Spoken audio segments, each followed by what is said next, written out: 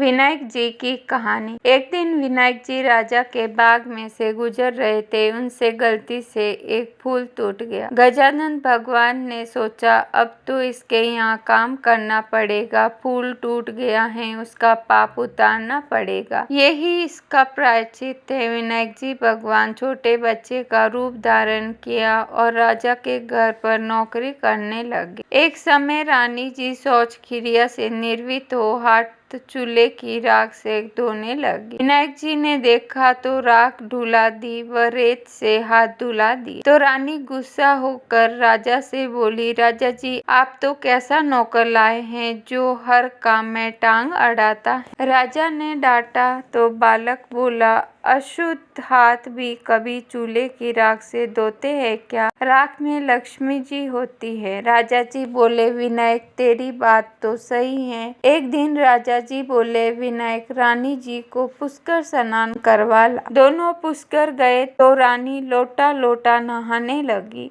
विनायक जी ने हाथ पकड़ रानी को डुबकी लगवाकर स्नान कराया। रानी ने महल आकर राजा से शिकायत की कि बढ़िया विनायक लाए हो जो ये तो मुझे पुष्कर में डुबो देता। राजा उसे डांटने लगे तो विनायक बोला, राजा जी पुष्कर जाकर तो डुबकी लगानी चाहिए, लोटे लोटे नहाना तो घर पर ही बहुत है। राजा जी बोले, बात तो सही है। अब कुछ दिन बाद राजा जी ने हवन कराने की सोची। हवन में बैठने के समय विनायक जी को भेजा कि तू रानी को बुला ला। विनायक गया और देखा कि रानी ने काले नीले वस्त्र पहने हैं। विनायक ने वस्त्र फाड़ दिए। रानी रूठ गई और आई नहीं। राजा बुलाने आए तो रानी बोली, ये विनायक ने मेरे साथ बेहुदा मजाक किया है। राजा ने फटकार लगाई और बोले, क्या कुबुद्धि करी है तूने? तो विनायक बोला, राजा जी कभी काले नीले कपड़े पहनकर हवन में बैठते हैं क्या?